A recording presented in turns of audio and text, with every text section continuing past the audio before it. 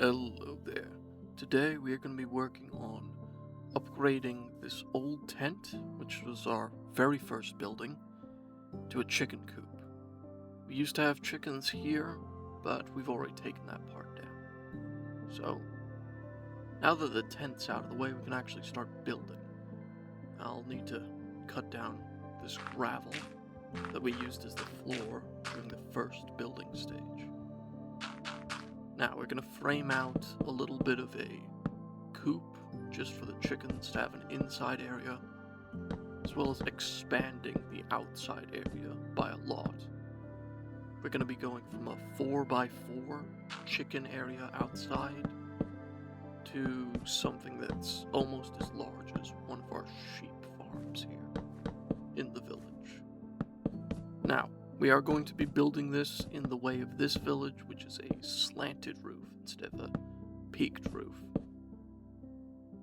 We will be continuing the buildings in the Woods Village and that series, but right now we have to get this village actually up to date with the story that's being told over there. So as we're building this, technically we're going back in time of the story. Now, we are before even the walls went up in the Woods Village expansion. We're still at the stage where they were just finished clearing the woods. I'm going to leave this gap here so they can go in and out of this area by themselves, as well as fence up these windows so they don't get out that way. Now, I'm going to put some doors here. I'm going to have a second set of things on the inside, just to be able to make sure that they don't run out whenever you open the doors. And I'm going to repair this with just dirt. As always, I'm just going to be using oak for this area, as I want to show you how to make the most with just the area that you have, even if you are playing a more creative world like this, or if you're playing something in survival like the other series I've done on this channel. After this season is done, we will be continuing with that Terra Firma Greg advancement right up to low voltage, the end of low voltage. But for right now, we're going to be doing just vanilla building for the most part. Now this roof, it's going to be slanted like usual. I'm going to be using a setback step here in front of the pillars to be able to have the end of the roof a little lower. Now it can look weird, but because it's all one color of wood, it doesn't have the same issue. And we're going to be keeping this pattern of just 2 runs of slabs and then a set of stairs. And we'll keep that all the way up until we've roofed off this area. And yes, I know, in vanilla, you don't need roofing for your animals.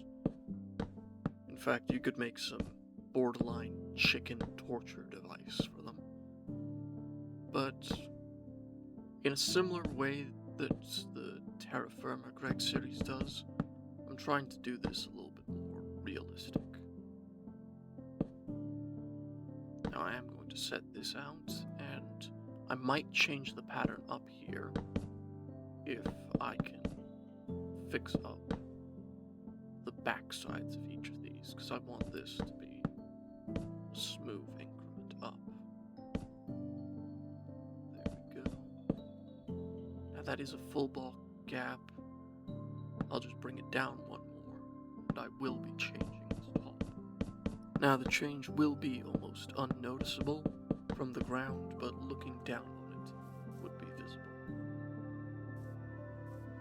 Okay. Now I did keep the original banners.